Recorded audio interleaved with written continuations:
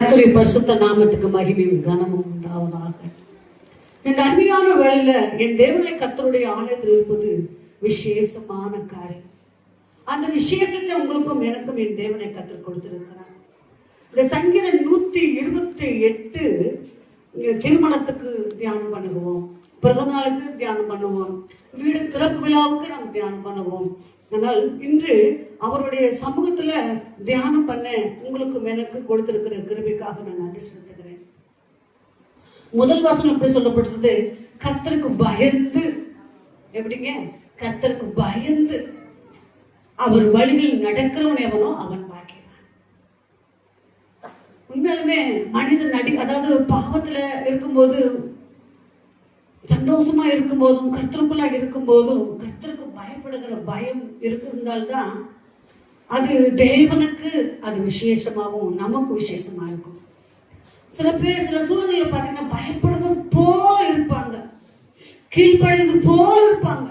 கேட்டோன்னு அதை கேட்டு அதே அப்படி ஆமா அப்படின்னு சொல்லுவாங்க, ஆனா அதை செய்ய மாட்டாங்க.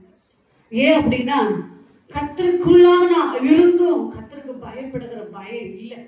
அதனாலதான் பயப்படுற போல நடிப்பாங்க, ஆனா பயந்து இருக்க மாட்டாங்க.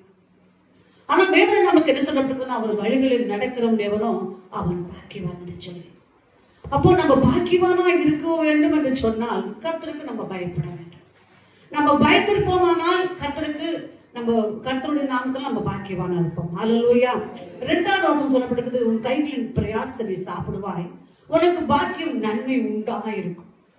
உன் கைகளின் பிரயாசத்தை நீ சாப்பிடுவா. அநேகர் பார்த்தீங்கன்னா கடன், அதாவது வேலை செய்ய தன்னுடைய சம்பாதனை எல்லாம் கடனுக்கே கொடுத்தோ, அல்லது வியாதி செலவுக்கோ கொடுத்தோ, அல்லது வீண் செலவுகள். சில பேர் விபச்சாரத்துக்கு தன்னுடைய பணத்தை செலவு பண்ணுகிறாங்க, கஷ்டப்பட்டு உழைச்சி விபச்சாரத்துக்கே கொடுக்குறாங்க.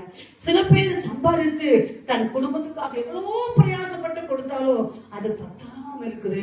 ஆனால் வேதம் இப்படியா நம்மை ஆசீர்வதிக்கிறது, உன் கைகளின் பிரயாசத்தை நீ சாப்பிடுவாய் என்பதாக ஒரு வாழ்த்ததான, ஒரு மகிமுள்ள, ஒரு கனமுள்ள வார்த்தை.